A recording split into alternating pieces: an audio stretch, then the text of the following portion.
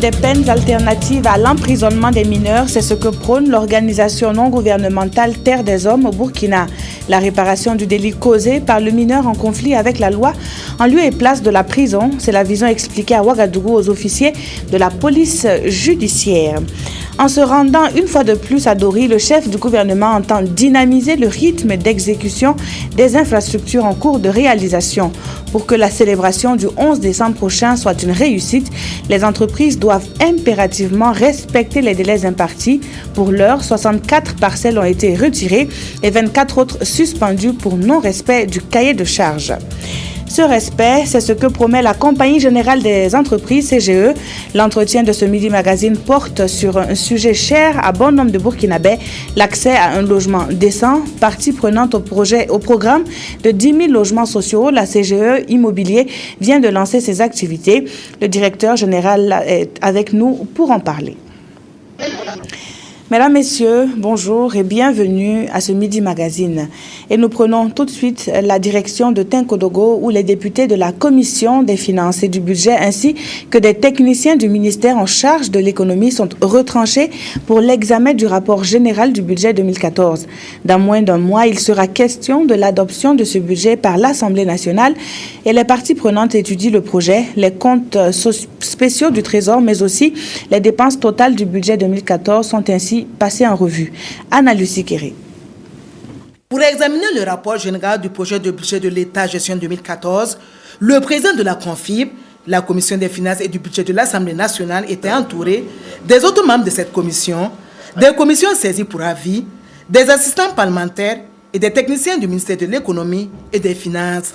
Cet exercice qui demande beaucoup de réflexion a permis au commissaire de maîtriser ce budget et de faire des propositions concrètes qui devront amener le gouvernement à mieux exécuter le budget de 2014 en tenant compte de ses priorités. Plus que jamais, il faut que nous puissions mettre l'accent sur les mesures sociales, les mesures qui vont permettre d'améliorer le conditions de vie des populations, que ce soit au niveau des revenus, que ce soit au niveau de l'accès à la santé, à l'éducation, que ce soit au niveau de la sécurité alimentaire, que ce soit nos infrastructures. Et je crois que quand on regarde en tout cas l'appréciation des honorables députés, c'est dans ce sens qu'on veut aller. Pour le président de la CONFIB qui est satisfait de leurs travaux, ils peuvent à présent mieux orienter l'examen du budget par l'ensemble des députés. Avec le ministre, je crois que nous avons eu de très très bons entretiens et il nous a permis d'avoir des éléments complémentaires par rapport à ce que nous avions auparavant pour nous permettre d'affiner notre rapport et de faire en sorte que nous soyons en phase avec les réalités du pays dans toutes les propositions que nous faisons pour qu'en fin d'année 2014, nous puissions avoir une exécution du budget parfaite et efficace afin que les objectifs qu'on s'est signés puissent être largement atteints. Les députés membres de la CONFIB ont proposé de nombreuses recommandations qui visent à lever les différentes contraintes liées à l'exécution des projets à travers notamment l'allègement des procédures de passation des marchés et la prise en compte de la formation des acteurs qui doivent exécuter les dépenses. Après Tinkodogo, il est prévu tout au plus 2 autres séances de travail qui devront permettre d'affiner le projet de budget de l'État gestion 2014 avant son examen par la représentation nationale. Un seul objectif, réussite, c'est le souhait formulé par le Premier ministre pour la célébration de la fête de l'indépendance à Dori. Sur le terrain, ce souhait une fois de plus sonné la mobilisation. Béon Luc-Adolphe Thiao a tour à tour visité les infrastructures en cours de réalisation et a affiché sa satisfaction sur l'ensemble des travaux qui sont à 60% d'exécution. Aboubacar Sayon. Au fur et à mesure que les travaux avancent, la cité des forces vives de Dori dévoile progressivement sa physionomie. À 45 jours de la célébration de la fête nationale du 11 décembre, le Premier ministre s'est rendu sur le chantier. Luc-Adolphe Thiao est allé constater l'évolution des travaux, encourager les concessionnaires et les inviter à mettre les bouchées doubles pour achever les villas à bonne date. Car les cahiers de charges seront strictement respectés. Déjà, 64 parcelles non mises en valeur ont été retirées et 26 chantiers ayant un très faible taux de réalisation ont été suspendus. Sur les 174 autres chantiers en cours de réalisation, 106 seront prêts pour l'hébergement des invités. Je crois que les gens ont entendu mon appel et nous les avons encouragés. Je pense que c'est vrai, c'est pas facile de construire une villa, ça coûte quand même relativement cher, mais avec la volonté, l'organisation des chantiers, je crois qu'on y arrive. Ce que je peux souligner, c'est que tout à l'heure, j'ai rencontré aussi des ouvriers qualifiés burkinabés. J'étais très fier de voir ce qu'ils ont fait comme travail. Ils ont un savoir-faire. Alors donc, je ne peux que les encourager. Autre site visité par le Premier ministre, la salle de spectacle multifonctionnelle. Ici, l'heure est à la pose de la toiture et des carreaux. Le taux d'avancement global est de 73% pour un délai consommé de 66,30%. À la place de la Nation, les travaux sont aussi très avancés. Les ouvriers s'attellent à couler les bétons des gradins. 63% des travaux ont été exécutés. Luc Adolphe Thiao s'est également rendu sur le site de l'aérodrome de Dori en pleine réhabilitation. Avec une piste de 1500 mètres, il pourra accueillir des avions de 20 à 50 tonnes. Taux d'exécution des travaux, 75%. Le site du déjeuner du chef de l'État et de ses hôtes, situé sur les berges du barrage de Yakuta, l'hôtel de Seydi Bourougou et les routes en construction dans la ville de Dori ont également été visités par le Premier ministre. Satisfait à 100%, non. Mais au moins, il faut reconnaître qu'un effort a été fait. Et honnêtement, à Dori, nous n'avons pas connu de problème. Ça, je tiens réellement à souligner cet aspect de choses. Nous n'avons pas connu de problème avec les populations, des gens qui ont, bon, comme ailleurs souvent, les gens menacent parce qu'ils ne sont pas d'accord, on leur a tiré leur parcelle. La population a accompagné le comité d'organisation. Je crois que ça, c'est le point le plus positif. Et je pense aussi, et ce qui me fait aussi plaisir, et le maire ne me dira pas le contraire, quand vous voyez aujourd'hui Dori, c'est en train de changer. Et quand vous regardez la cité des forces vives, je suis sûr et certain que si nous n'avions pas cette manifestation de 11 décembre, il n'allait pas avoir 100 villas construites en une année à Dori. Jamais.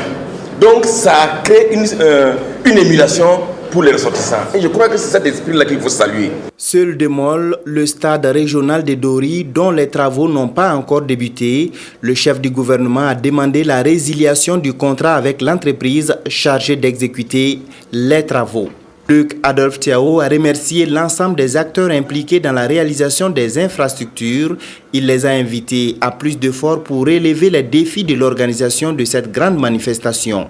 Dernière visite de supervision le 26 novembre prochain. À Ouagadougou, une entreprise a, elle, choisi d'accompagner les Burkinabés dans leurs projets immobiliers. Je vous le disais tantôt, l'entretien de ce Midi Magazine, c'est avec le directeur général de la Compagnie générale des entreprises CGE Immobilier. Bonjour, monsieur Christian Van de Crane. Bonjour. Merci donc d'être là. Alors, CGE Immobilier est une filiale du groupe CGE et qui a lancé le 18 octobre dernier donc ses activités. Quel est le projet porté par cette société-là ? Alors le projet, c'est de créer une société de promotion immobilière.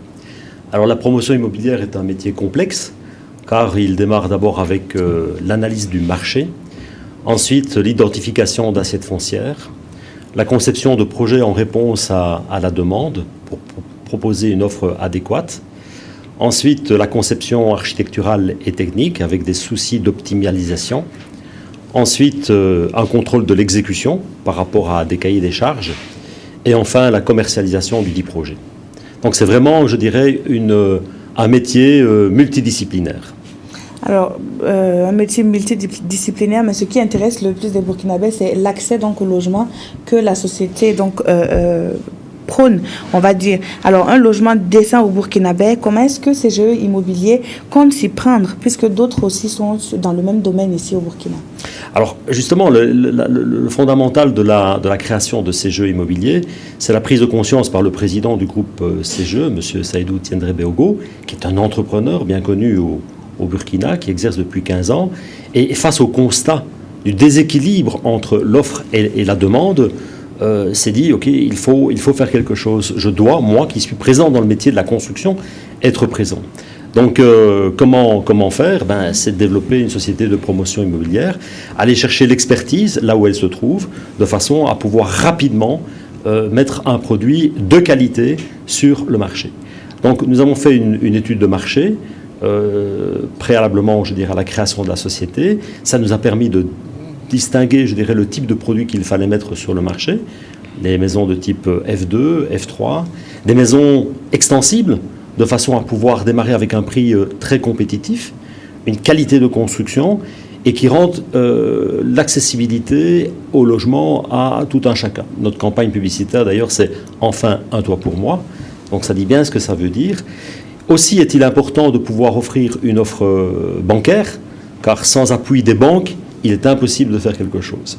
Et nous avons la grande chance au Burkina d'avoir un secteur bancaire qui suit ces opérations, que ce soit par la Banque de l'Habitat, que ce soit par la banque des banques privées qui nous suivent également. Nous avons créé un accord de partenariat avec une banque privée de la place, de façon à pouvoir offrir des taux relativement bas, qui vont, si soutenus par le FOLOS, à 5% l'an, si non soutenus par le FOLOS à 6,8% l'an, sur des durées qui peuvent s'étendre de 10, 15, 20 ans.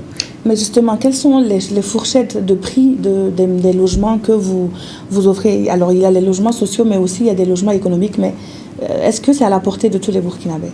Alors, le logement social, il résulte d'une politique du gouvernement. C'est la volonté de mettre sur le marché 10 000 logements.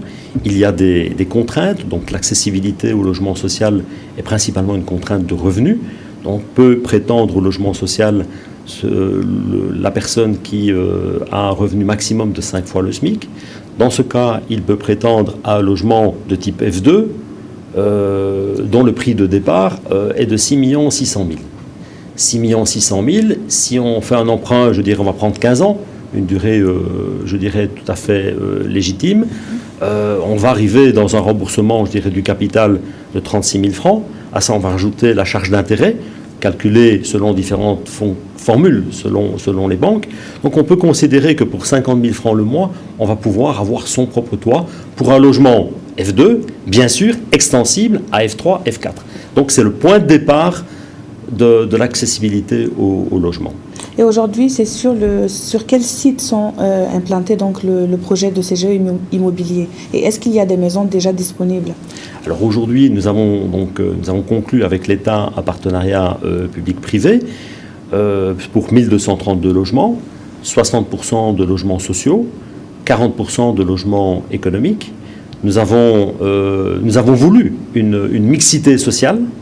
Donc si vous regardez, et j'invite les Burkinabés à venir voir notre maquette dans notre showroom sur Koulouba, parce que il ne faut pas nécessairement aller sur le site, on peut se rapprocher, je dirais. Le site justement, il est situé où? Le site est Basenko, donc à 15 km de Ouaga, site sur lequel sera construit 10 000 logements. Et là, nous avons voulu cette mixité sociale sur nos 1232 logements, où logements sociaux côtoient les logements économiques. Alors vous le disiez tantôt, c'est un showroom. Qu'est-ce qu'un showroom déjà? Et puis qu'est-ce qui est donné à voir justement dans cet espace-là? Alors le showroom, c'est l'autre élément, je dirais, de facilité de contact avec les clients. Notre volonté, c'est d'avoir un produit de qualité et puis respecter le client. Alors le client, nous l'invitons à venir voir notre programme. Nous avons une équipe de conseillers commerciaux qui sont à l'écoute, voir en fonction, je dirais, voir en fonction du revenu, voir en fonction de ce que le client peut prétendre, s'il est éligible au programme social ou pas.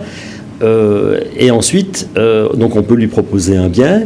Et avec notre conseiller financier qui est également présent dans notre showroom, on peut faire les simulations financières et très rapidement boucler l'opération.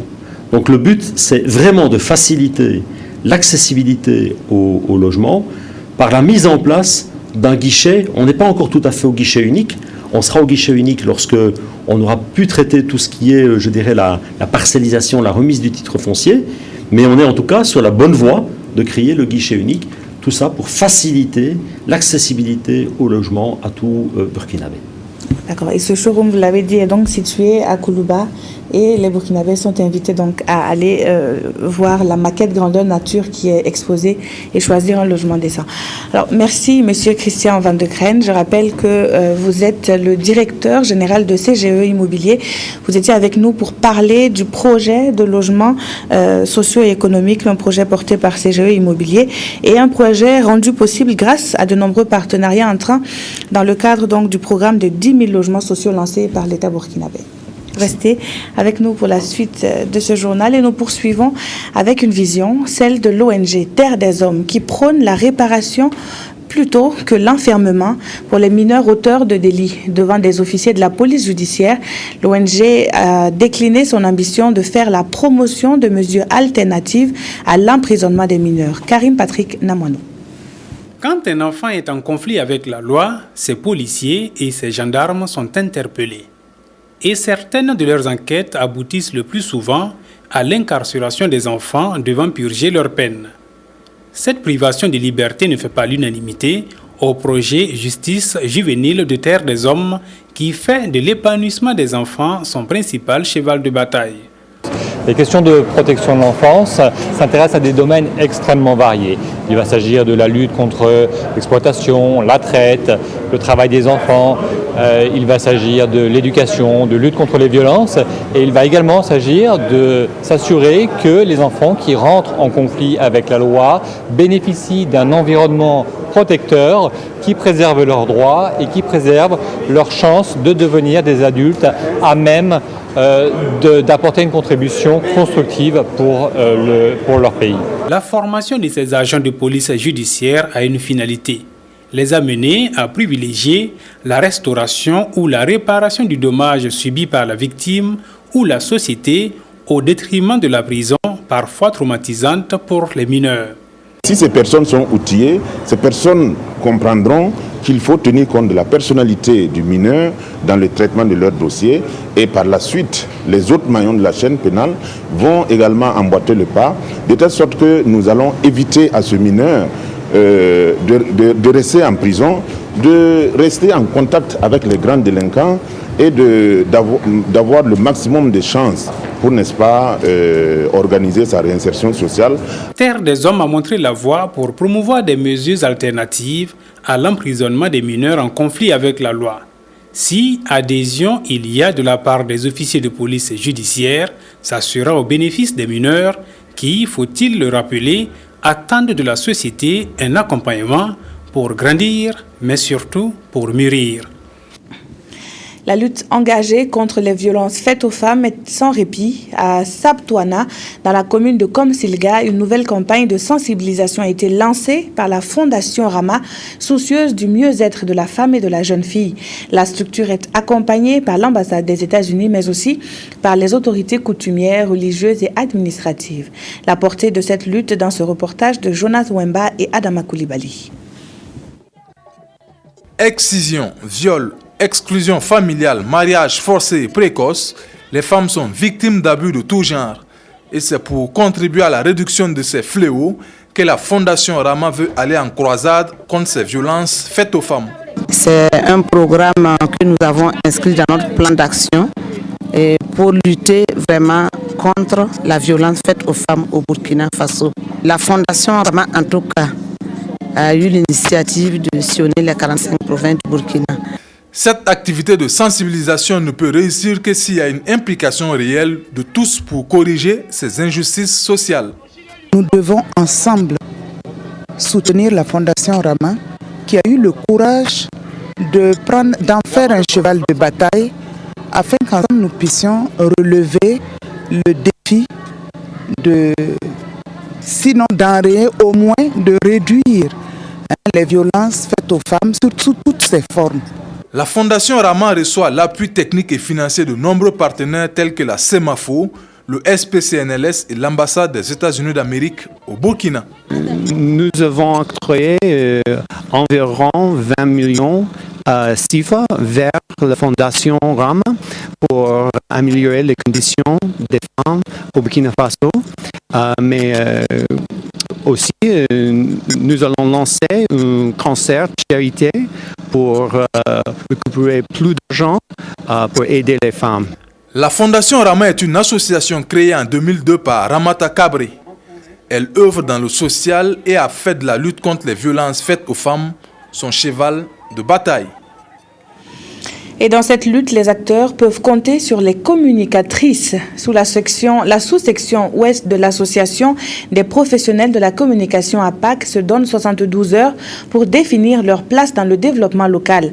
Conférences publiques et ateliers et bien d'autres activités sont inscrites à l'ordre du jour des 72 heures de l'association donc des communicatrices de la région de l'Ouest. Rokia Sanou. Lorsque l'Association des professionnels africaines de la communication APAC naissait en 1984 à Dakar, le but était de faire reconnaître le statut de la femme journaliste et d'inciter d'autres femmes à embrasser le métier. Aujourd'hui, en plus de ces objectifs, la PAC se bat pour l'accès des femmes à l'information et la sous-section de l'Ouest du Burkina veut intensifier le combat à travers 72 heures d'activité. 3 jours pendant lesquels elle va à la rencontre des femmes des Hauts-Bassins par le biais d'une conférence publique et d'un atelier. Nous allons échanger sur le thème rôle et place de la communicatrice dans le développement local. Parce que lorsqu'on parle de développement local, toutes ces questions sont prises en compte. Donc ensemble, nous allons échanger avec les femmes, connaître leurs préoccupations, savoir là où ça bloque et trouver les solutions. Parce que, comme nous l'avons dit, c'est une communication de proximité, une communication participative. Lorsqu'elles sont impliquées, elles adhèrent et mieux nous pourrons travailler ensemble. Une cause noble, certes, mais à l'image de celle qu'elles défendent, les femmes de médias font encore face à certaines contraintes liées au genre. La situation de la femme dans le département de la communication ressemble un peu à la situation globale de la femme dans notre pays. Ça veut dire qu'elle n'a pas tous ses droits et elle est assujettie à beaucoup de contraintes. Nous en avons conscience. Il y a des pesanteurs. Nous nous battons au quotidien pour lever ces pesanteurs. Les 72 agissements de la PAC constituent pour moi une interpellation pour davantage régler et lever les contraintes qui sont celles de la femme dans le secteur de la communication. En sa qualité de patron de la cérémonie, le président de l'Assemblée nationale a félicité et encouragé la PAC pour son engagement dans le processus de développement local. Les 72 heures de la PAC sous-section de l'Ouest, c'est aussi une campagne d'information pour mieux faire connaître l'association et la redynamiser après la période de léthargie qu'elle vient de traverser. Pendant ce temps, les activités entrant dans le cadre de la commémoration du 53e anniversaire de l'armée nationale se poursuivent sur toute l'étendue du territoire. La 2e région militaire a pour se faire initier des journées portes ouvertes au profit de la population de la ville de Sia. Une armée plus proche de la population afin de briser les barrières de la Grande Muette. C'est là tout l'enjeu de ces journées grand public. Le reportage à Bobo du Lasso de Siri Kimilogo et Roki Assanou. Exposition d'objets militaires avec autorisation de les toucher et même de les manier, consultation médicale, c'est entre autres ce qui est offert à la population de Sia, ici à la place Tiefo Amoro de Bobo du Lasso. C'est dans cette ambiance que la 2e région militaire prépare les festivités du 53e anniversaire de l'armée burkinabé sous le thème « Forces armées nationales face aux défis de la sécurité régionale ». Et ces journées portes ouvertes qui entrent dans le cadre de la commémoration de cet anniversaire visent un double objectif. Le premier, c'est d'abord en direction de la population civile. Nous ouvrons les portes des forces de défense et de sécurité aux populations civiles pour les inviter à venir vers nous et à éviter de se méfier de nous. Parce que nous sommes là pour eux et on ne devrait pas comprendre pourquoi chaque méfiance affichée à tout moment. Donc, le deuxième objectif, c'est pour nous-mêmes, forces de défense et de sécurité. C'est une occasion pour nous de nous frotter et de nous parler, dans le but de mieux nous comprendre et de mieux exécuter nos missions. Du 25e régiment de parachutistes commando à la compagnie d'artillerie de reconnaissance, en passant par la douane et la base aérienne 210, c'est une multitude de stands laissant voir des objets peu familiers au public. Une initiative bien appréciée par ce dernier. Je suis venu ici, j'ai vu beaucoup de choses. J'ai vu des hippopotames, la tête d'un hippopotame ici. Et j'ai aussi regardé les trucs d'accident aussi. Ici aussi, j'ai fait visiter mes dents. J'ai vu qu'il y a pas mal de choses. Les militaires, là, il y a la gendarmerie, les forestiers. Je vois de l'autre côté, il y a la police. Vraiment, tout est correct. Je leur souhaite bon vent et bonne fête de l'armée. La population de Sia est invitée à prendre part massivement à ces différentes activités pour le renforcement des relations armée-nation. Belle occasion donc pour échanger avec la Grande Muette et en savoir davantage sur son fonctionnement. À Ouagadougou, l'armée a été associée à une sensibilisation portant sur les risques liés à la foudre et les mesures de protection contre ce phénomène naturel. La société de travaux Énergie Eau Maintenance, en partenariat avec Franklin France, offre ainsi une opportunité à certains spécialistes de se remettre à niveau et d'adopter de nouvelles méthodes d'installation des équipements contre la foudre. Estelle Judith Assogba. Parler des risques de la foudre et des mesures de protection en cette période hors hivernage, cela paraît paradoxal pour bon nombre d'individus. Mais selon les spécialistes du domaine, en l'occurrence les installateurs et distributeurs des équipements contre la foudre, le sujet est d'actualité puisque ces acteurs pensent qu'il faut mieux s'informer sur le phénomène pour minimiser les dégâts et l'éviter si possible.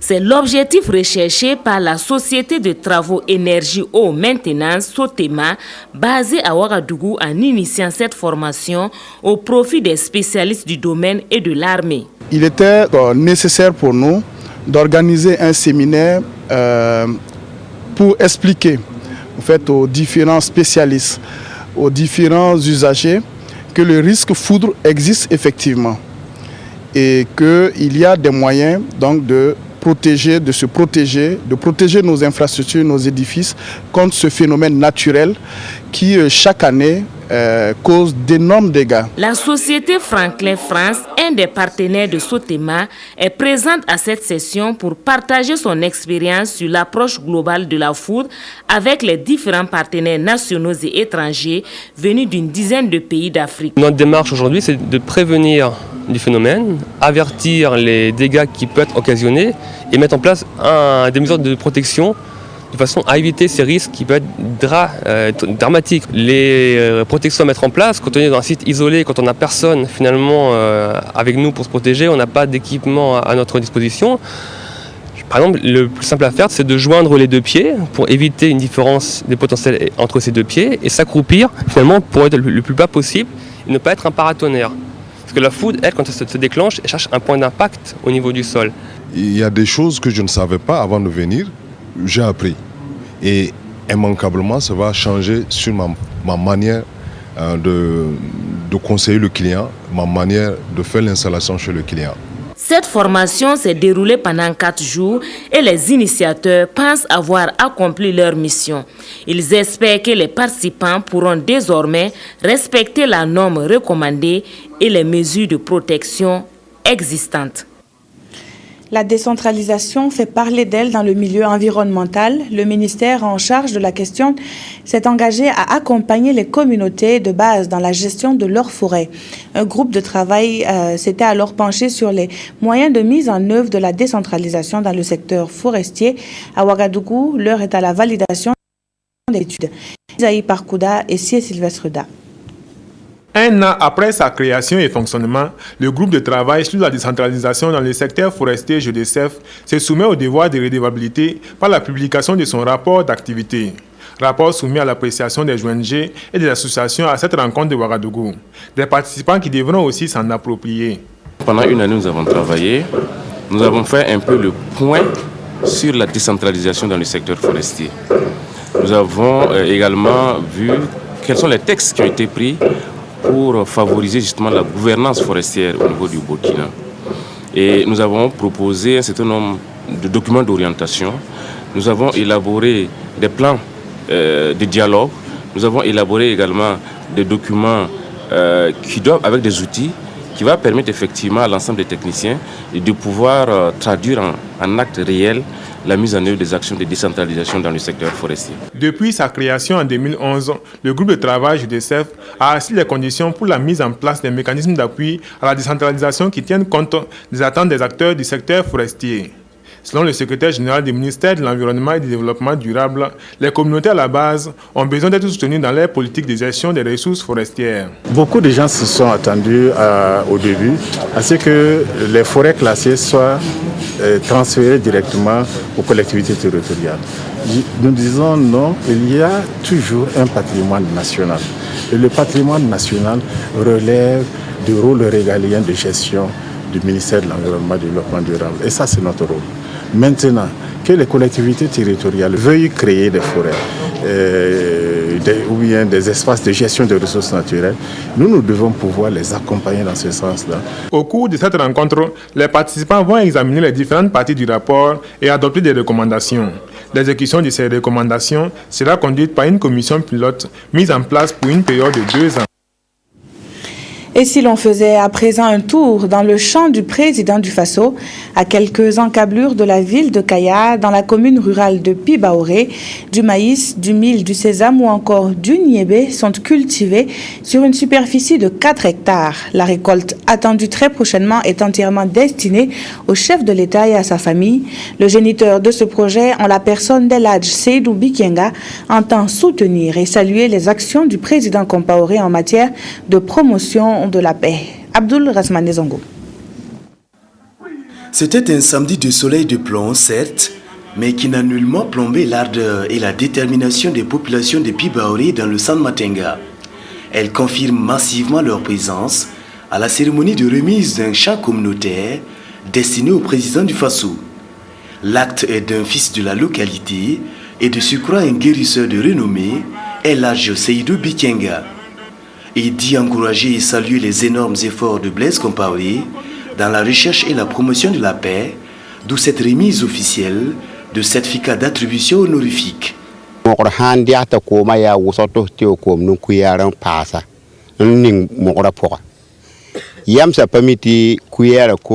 Une goutte d'eau dans la mer reste négligeable pour certains, c'est vrai. Mais nous faisons notre part, car c'est l'esprit et le sang de notre geste qui importent plus.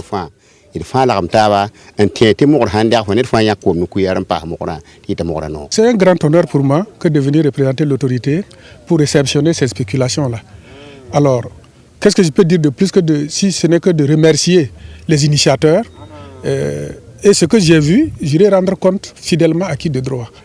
Discours, témoignages, louanges, chants et danses se succèdent et suscitent par moments de joyeux vivants du public et l'on peut maintenant visiter le champ du président. C'est vraiment une grande satisfaction pour l'administration de concentrer et décentraliser, de voir que des populations s'organisent et en synergie d'action pour donner un champ à notre plus haute autorité de ce pays. Au-delà du champ, c'est un signe vraiment fort, un signe d'union, de solidarité et de partage. Essentiellement des cultures vivrières, notamment le niébé, le sésame, le mil, le maïs, l'arachide, sont produites dans ce vaste champ communautaire de 4 hectares et étendu au pied de quelques collines. Le Burkina Faso est bien connu pour cette ressource, la volaille locale. Le secteur veut faire peau neuve pour garder son image d'antan, d'où une formation à l'endroit des éleveurs et des acteurs de la filière. Dans le Kourouéougo, bassin potentiel de la volaille traditionnelle, les capacités organisationnelles et institutionnelles de l'interprofession volaille locale sont renforcées. Les précisions avec Oswald Gaëtan Segda. À Boussé, dans le plateau central, l'interprofession volaille locale ratisse large. Elle veut plus d'adhérents pour plus d'efficacité dans la promotion de la filière avicole. Et la solution est trouvée. Des journées de sensibilisation à l'intention des éleveurs. Un exposé sur la base légale de l'interprofession et des conseils pratiques en matière d'élevage sont prodigués aux potentiels membres de l'organisation. Ils tiennent le bon bout. Et parce qu'ils ont fait venir donc, des représentants donc, des différentes régions sur lesquels donc ils veulent s'appuyer donc pour que effectivement l'information puisse atteindre donc les hameaux et villages donc du Burkina. Les enjeux et les défis majeurs identifiés placent maintenant à l'action pour plus de volailles dans les poulaillers. Ces journées de sensibilisation vont nous permettre d'avoir le courage et les connaissances nécessaires pour accroître notre productivité. Il appartient maintenant à l'interprofession, aux unions nationales, de continuer le travail de sensibilisation au niveau de la base pour faire comprendre davantage l'interprofession. Depuis sa mise en place en 2011, l'interprofession volaille locale se dote d'un plan opérationnel chaque année.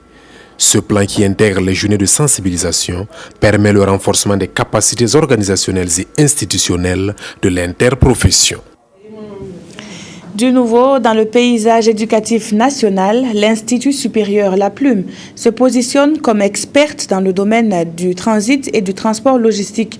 Les formations dispensées y sont sanctionnées par le diplôme d'agent de transit et le brevet de technicien supérieur en transport logistique.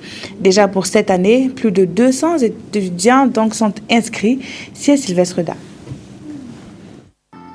Expression de la fierté d'appartenir à un pays, mais aussi un établissement de formation professionnelle, l'Institut supérieur La Plume qui a ouvert officiellement ses portes ce 20 octobre. Elle accueille pour cette année académique la première de son histoire, plus de 200 étudiants répartis dans 2 filières. La première filière, c'est le transit, alors donc qui est sanctionné par le DAT, le diplôme d'agent de transit, sur 2 ans de formation, en cours du jour et en cours du soir, et également en transport logistique. 2 ans de formation également qui est sanctionné par le BTS qui est le brevet de technicien supérieur. Il y a beaucoup de gens qui exercent dans ce domaine mais qui n'ont pas eu de formation, n'ont pas reçu de formation et c'est pour cette raison que nous avons créé l'Institut. Dans cette perspective, la direction de l'ISP dit s'être attachée les services d'un corps professoral composé de spécialistes des domaines de la logistique et du transit.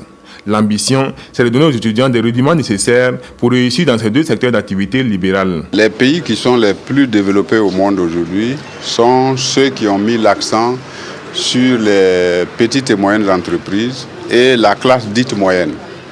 Je pense que cet institut contribue justement à former les acteurs de cette classe moyenne qui fait la liaison entre ce qu'on peut appeler l'élite et la base.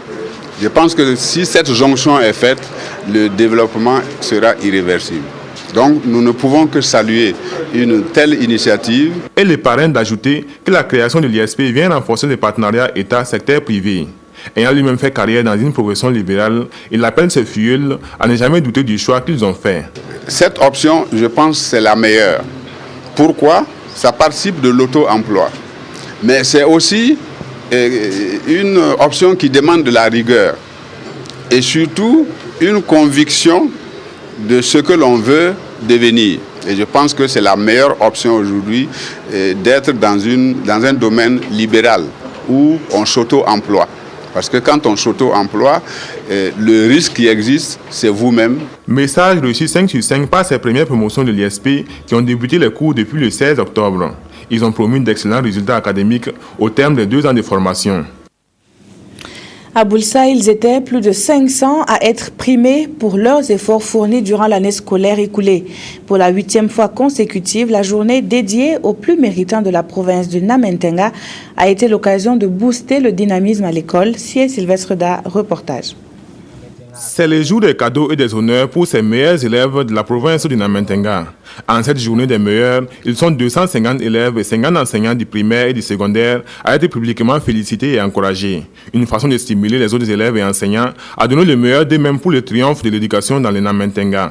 J'ai vraiment bossé mes leçons car mes parents, moi je sais que mes parents n'ont pas les moyens pour m'aider dans mon avenir. Pour cela, il faut que je me concentre pour le bien de mon avenir. Nous sommes à la 8e édition des Journées de l'excellence dans le Namentenga.